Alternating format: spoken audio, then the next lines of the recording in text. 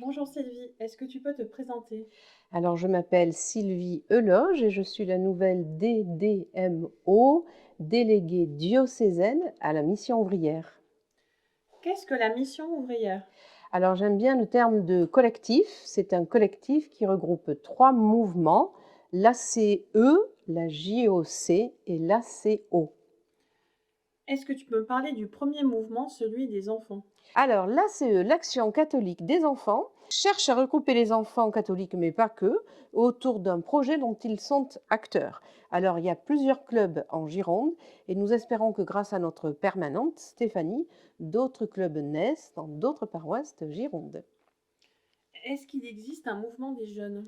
Alors, la JOC, Jeunesse ouvrière chrétienne, qui regroupe des jeunes entre 18 et 30 ans autour de problématiques liées aux études ou au travail. Et j'aime beaucoup ce slogan déjà ancien, un jeune vaut mieux que tout l'or du monde. Comment s'appelle le responsable fédéral de la JOC Gironde? Alors, il s'appelle Jonathan Salomon. Il a à cœur de faire vivre des temps forts pour la JOC. En 2024, à Lormont, ça sera autour des idées fausses liées aux élections européennes du mois de juin. Et pour les adultes, c'est quoi le mouvement? Alors, le mouvement, c'est l'ACO, l'Action catholique des ouvriers, qui ne regroupe pas que des ouvriers, parce que nous avons de plus en plus de mal à les retrouver.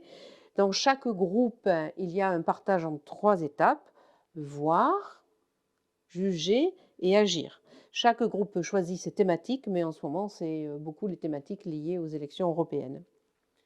Pour le 1er mai, qu'est-ce qui va se passer à la mission ouvrière de Gironde?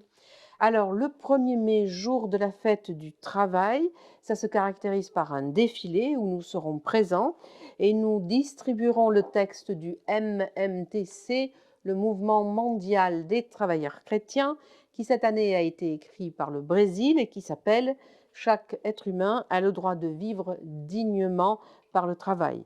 Alors, il sera question du droit au travail, mais aussi de la rémunération décente. Il est question aussi de la mobilisation pour la vie avec la défense de l'environnement ou la lutte pour l'égalité ou la démocratie. Et la mobilisation des hommes et des femmes militants engagés du MMTC repose sur la bonne nouvelle de Jésus-Christ qui reste notre source d'inspiration.